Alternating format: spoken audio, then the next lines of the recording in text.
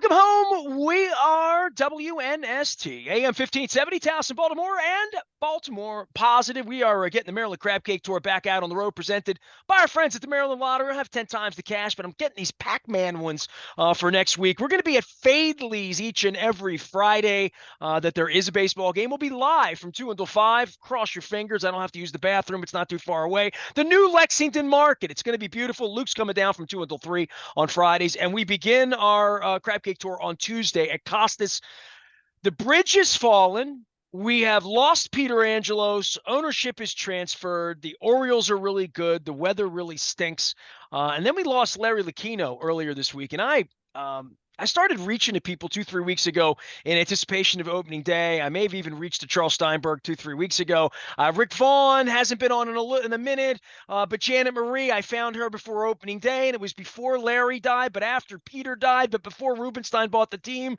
It depends on what day, but we're in a very, very surreal state in so many ways that I go to Costas and I can't even look to the south because it breaks my heart to look to the sky and not see a bridge. And we're losing legends and people and the people that put this together. And there's such a time of hope here in Baltimore for baseball, for the city, for everything. I welcome Charles Steinberg back. He is a defending champion of all things Baltimore, even though he is in Worcester, Mass. As long as, I don't know if the accent's wearing off on you, you better bring me some, at least Northwest Baltimore, a little something here. But first things first, a hug to you virtually and otherwise, your love for Larry Lucchino and his love for you. It's a special relationship you two had, and many people have with Larry, but specifically you. And I didn't even give you a toweling off period, so a hug to you. I know it's been a weird time. Well, thank you, Nestor, and it's great to talk to you. And I give a hug right back to Baltimore. I woke up the other day at 6 a.m, and the lead story on the national news was how Baltimore awoke to the Key Bridge, and I loved the Key Bridge. We all did. It was not only functional; it was symbolic of this great era. What the bridge opened in '77, Harbor Place in '80, and Camden Yards in '92. So, excuse me. My heart broke when I heard the news about the Key Bridge, and I was full of sentiment. When we learned that Peter Angelos had passed away, and I was full of optimism for the Orioles with David Rubenstein. I don't know him personally, but sure know his background. And you talk about those of us who grew up in Northwest Baltimore. You feel a kinship even if you haven't met someone. So it's been an emotional time, and through it all, the Orioles are doing what I always loved for the Orioles to do, which is lift people's spirits. And what a great Orioles team, and I couldn't be happier that Baltimore has the Orioles to turn to and has Camden Yards to come to navigate these emotional waters. I mean, we lost Brooks a couple months ago, right? Like, I reached to people like you in regard to that and where we are, and to see Cal on the field, right? I mean, you had a really special relationship with Cal and Eddie. Sure. As anybody that knows anything about. And by the way, free plug for my dude, John Eisenberg, who has resurrected these Oriole tapes from the turn of the century. He came on the show this week, and you're one of the true historians who carries the torch from Brown and Helen through Rick Vaughn and, all the way through. And you're in Worcester running a minor league baseball operation as part of the Red Sox. You famously were involved with Larry in Boston, San Diego before that, and here in Baltimore. Yeah. Larry, let's start with Larry. And listen, we lost two sort of giants in what baseball has represented here for most of my adult lifetime, right? After losing Edward Bennett Williams. So, but the notion that Peter saved the franchise for Baltimore started to make the media on Saturday night when he died. And by Tuesday, the bridge collapsed. By Wednesday night, Rubenstein owns the team. By Thursday, there's a press conference and opening day, and then we lose Larry. Like, all of this happened, and Larry's voice came to me. I had Tom Lavero on last week. I had Janet Marie on, and Larry. And then we lose Larry 48 hours ago. And I'm thinking, I wanted to reach to Larry and I wanted to talk to Larry and I wanted to give Larry a hug and I wanted to say, Larry, they're resetting the Orioles. Tell me how you would reset the Orioles. Give me your Willy Wonka. And Larry's not here. And I think, all due Yeah. respect to Larry, maybe you're the next best guy to ask about that because Well, somewhere baked in there, there's just something. Larry's listening, I think. let's start with a couple of facts. Larry had the vision for Oriole Park at Camden Yards. He articulated it to me with clarity during the 1986 World Series between Boston and the Mets. We were in a room at Memorial Stadium that we called the Undercroft.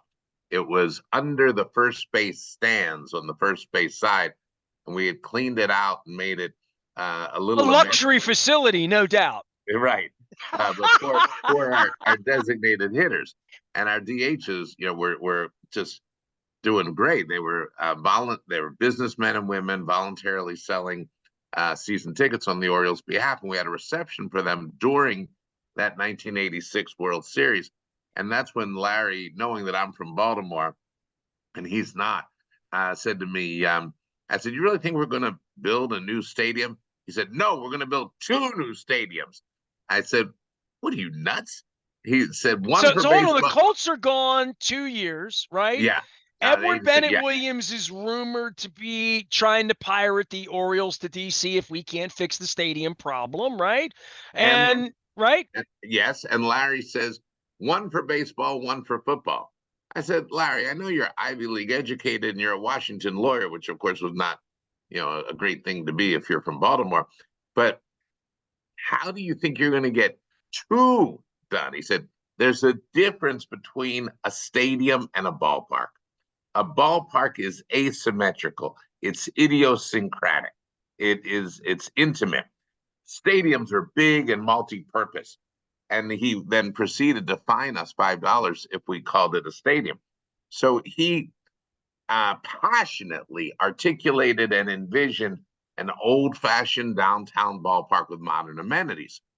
Now, we all know how beautiful Camden Yards is and what a national revolution that it started.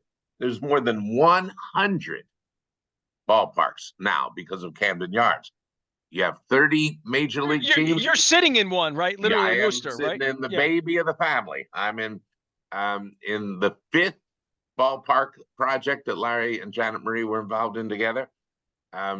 Larry's fifth ballpark, Polar Park in Worcester. But excuse me.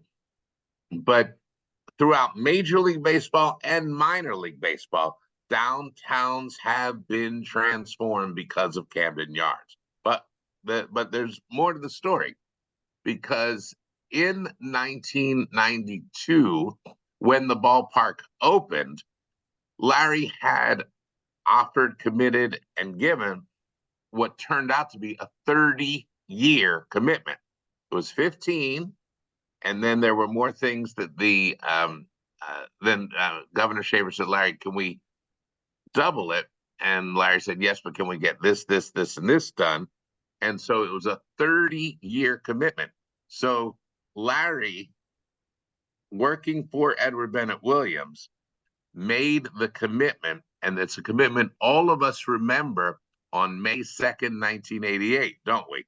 You know where you were on May 2nd, Yeah, I 19. sat in about section 9 up underneath the lower reserve, probably That's a right. little obstructed, but not by much because we got in early on that one. We were gonna Fantastic greet the fans. team when they came home, even if they were 0-32 by the time they got home, I Do think. you know that, and everybody who listens to you, I know, remembers Fantastic Fans Night, May 2nd, 1988, greeting the 1-23 Orioles who had gone 0-21. And there's Governor Shafer on the field holding that agreement.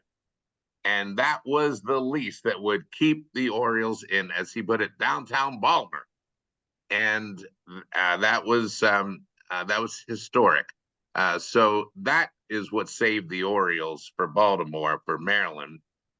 There's no disputing that, and no rhetoric to the contrary can dissuade anybody who understands the history of the Orioles in Baltimore. So you had the Orioles for 30 years, starting in 1992. Let's just make sure we understand that. But Larry didn't really get to be part of Baltimore in the kind of Govins or Fells Point or Towson way, or for me, Mount Washington, that we all grew up with. And so I have a better way to describe Larry because I worked for someone else at the Orioles before I worked for Larry, and that was Earl Weaver. I was Earl Weaver's statistician. To this day, I still, as I will show you, carry a medium point blue Bic pen because that's how I did Earl's stats. I carry the four color, I have the four color Bic with the green, the Well, red, you know what I mean? I know That's what how you mean, I do that I'm reaching in my bag, but literally this trying to is find that how right now. there was a Yes. way we did Earl's stats. Now, Larry Lucchino was Earl Weaver in a suit and with a better vocabulary. Larry Lucchino was Earl Weaver in a suit and with a better vocabulary. Fiery, aggressive, determined to win, would do anything and anything to win, and both were ferociously loyal. And that's a key part to understanding both of them. Earl was, you wouldn't use the word happy, but happy to get thrown out of a game, as long as his players didn't get thrown out of the game. He had to go out there and take the heat and be the center and make sure Eddie Murray didn't get thrown out of that game.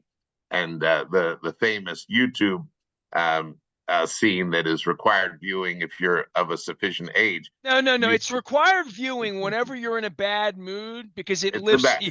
it lifts spirits. But There's no way to watch that and not exactly. laugh. There's But no watch way. the beginning. The beginning, when a balk had been called on our beloved Mike Flanagan. Listen to what Eddie is saying to the umpire. That's the top of the first inning.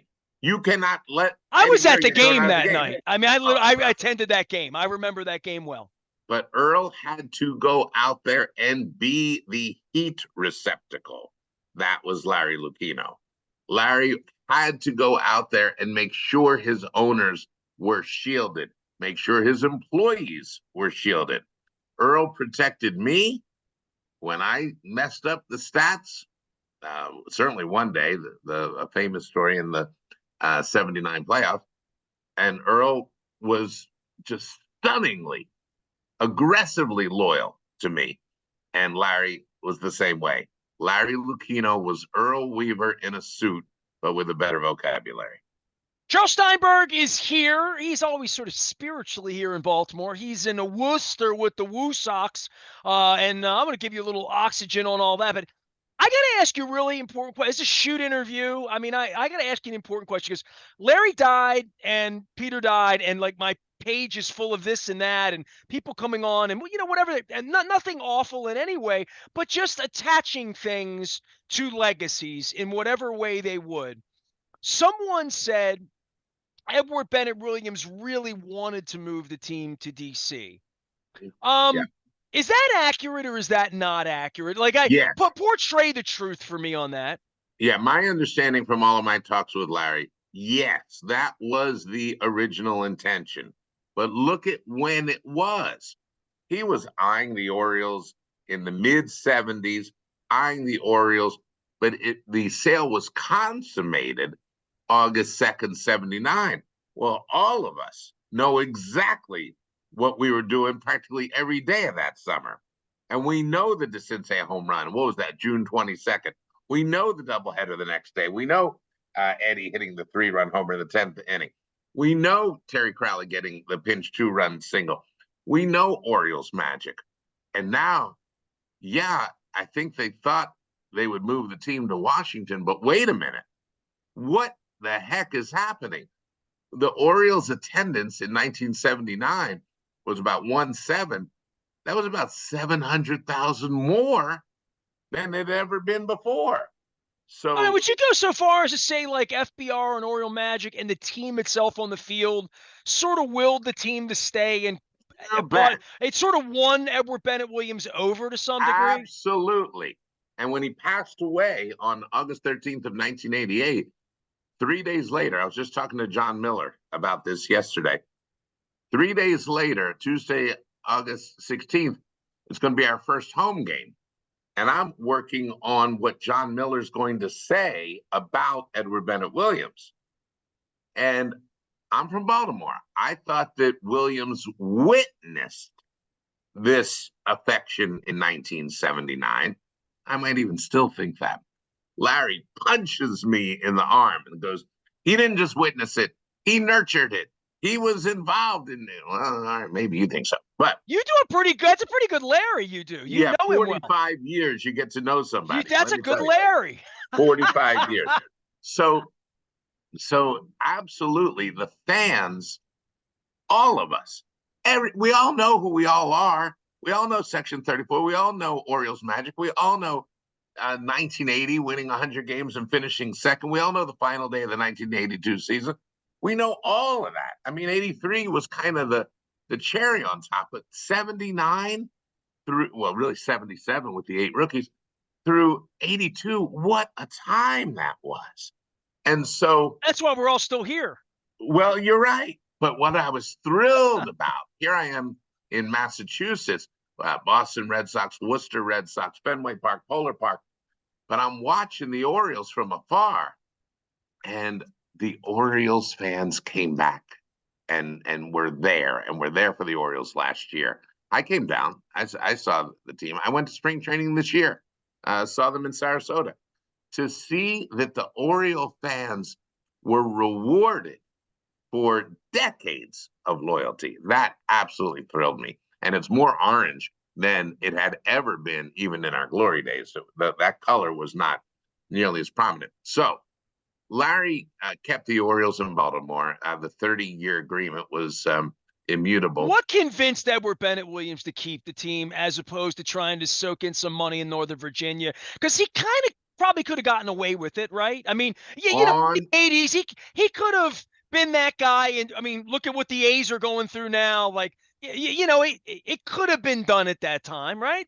just as 1979 was a statement by Orioles fans all year long that sustained in the years ahead, on Monday, May 2nd, 1988, when 53,000 people were planning to fill Memorial Stadium to welcome home the 1-23 Orioles, who had gone 0-21. Larry and Edward Bennett Williams are in Washington with Eugene Feinblatt and Herb Belgrad. I'm not sure if Herb Belgrad was there. I think he was. And the news is, are you kidding me? 53,000 people to greet a team that just went 0-21? And Larry has told me over and over, Edward Bennett Williams said, go ahead, make the deal, get it done. And on the train from Washington to Baltimore for Fantastic Fans Night, they signed and agreed. The fans did it again. It was the fans, it was all of us who felt what Orioles Magic was in 79. And it was all of us who were there for the Orioles on Monday, May 2nd, 1988. And by the way, here's a postscript. Here I am in Worcester, Massachusetts, and I got reunited with Bob Rivers, the Look at DJ that. from 98 Rock. He had gone to Really? Seattle, How's Bob? in New England, in Vermont. I think he's battling some Still writing stuff. jingles? Yes. And Yes. I said, oh my God, you're instrumental in saving the Orioles. We all know that story. If you don't, ask your parents. But Google it. Yeah. yes, we're reunited. And I had him meet Larry. And here we are in Worcester, Massachusetts, and we're reunited with Bob Rivers and talking about him not sleeping till the Orioles won. All right, listen, I've only got you a couple more minutes. I want to bring you back because our time's a little short today. Charles Steinberg is here. The real reason to have called you before Larry passed away, and I did, was okay.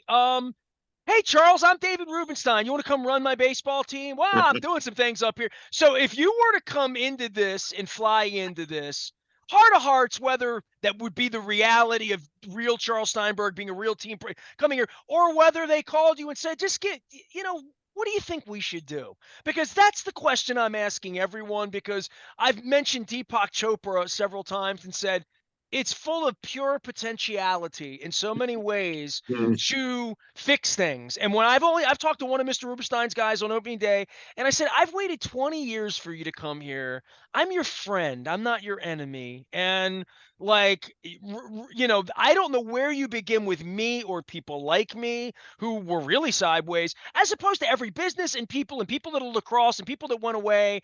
How do you begin to fix things? I'll tell you, I had looked at it while watching what was going on in Baltimore in recent years through three lenses. And if you go back a few years, you'll see why I start this way.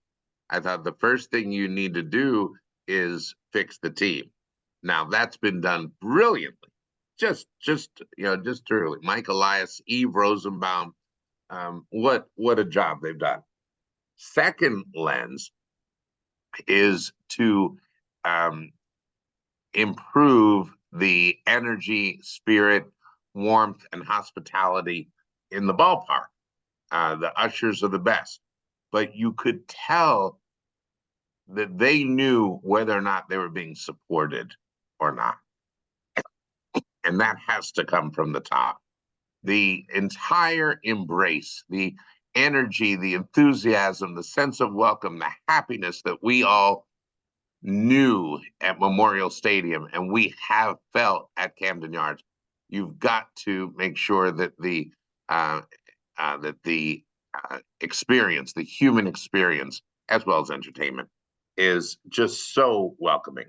And that's with the folks that are there at the Orioles. Even No the worries. media. Tell them, Charles, even the media. The media was so much a part of our happiness that on Thanks Brooks Day, September 18th, 1977, when we had the reception that night at Cross Keys, it was everybody from the Orioles, and of course it was the media, because we're all united in our love of baseball. But the third lens is the big opportunity that I imagine David Rubenstein embracing, and that is for the Orioles to use their power to help improve Baltimore, to recognize that Baltimore is at an inflection point, not just with the sadness of the Key Bridge, but the role that the team plays in the city, in the state, and in the region. What an opportunity for a beloved baseball team playing in an internationally acclaimed venue to use its power, to use its might, to take its community connection to new heights.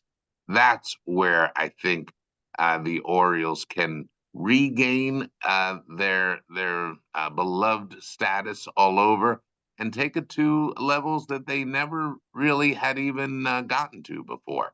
Those are the three lenses through which I see it, and I have no doubt that David Rubenstein has the heart and the commitment to make that happen. And it's a vivid picture, I think, in my mind and in the minds of all of us who grew up adoring Brooks and who loved Cal. And, for me, my relationship with Eddie Murray, beyond a little boy's dream. And Brooks, too, and Jim Palmer. Do not do not take for granted how loyal to the Orioles is Jim Palmer today.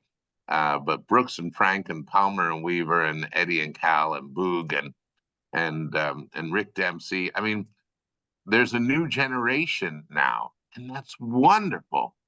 If we can nurture an environment where they become what we had, where Adley Rushman and Gunnar Henderson are are the heroes of our youth, look at how impactful those heroes have been for us in Baltimore.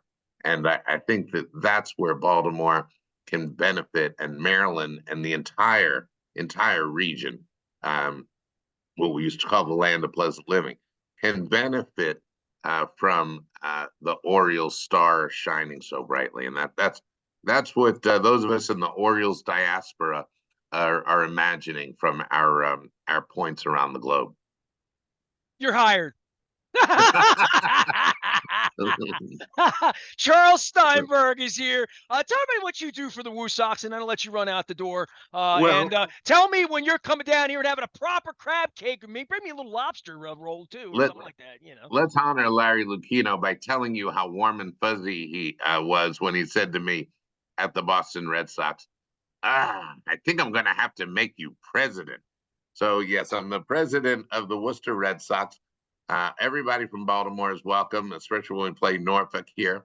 And we're Gonna voted break best. those windows behind you. We keep hitting the ball like that in Norfolk. Are you watching Right. that? It's It's true. crazy. Well, and our players live across the street. So it's a real community we built. It's a great city. And we're voted best ballpark in all of AAA. We're the only team of all 120 minor league teams that sold 500,000 tickets each the last 2 years. So we've got a good thing going. We've won all of baseball's national awards for community interaction, Latino interaction. Um, uh, it's been a really fun experience with fans who remind me of the Oriole fans of my youth.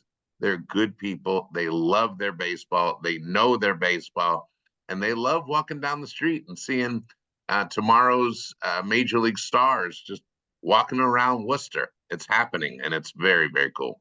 Well, Charles Steinberg, you are welcome here anytime, as always. And I've waited a long time for this, and I swear to you, there's a surreal part of this when I put on that Oriole jacket that Alan Mills gave me 20 years ago. We Nice. traded jackets, and when things went bad with Free the Birds, I got rid of, I purged a lot of gear and things, and like all of that, and I've kept some things that have some incredible meaning to me, including my whole Louis Aparicio collection. I It's a beautiful thing to be able to embrace baseball again because I never thought about it. I've said to many people, it's like Castro's Cuba or like Putin in Russia. Like it was like never going to end. I never thought there would be an end. Like I never talked about the end or envisioned what the next thing could possibly be. And these conversations lift me. So I appreciate your time. I know it's been a hard time for you with Larry. My heart to you and everybody that loves Larry. And we'll get together again soon and honor him properly. Okay. That would be great. All right, great to talk to you. My love to Baltimore, my hometown, and I still love to come and see Camden Yards and see the Orioles.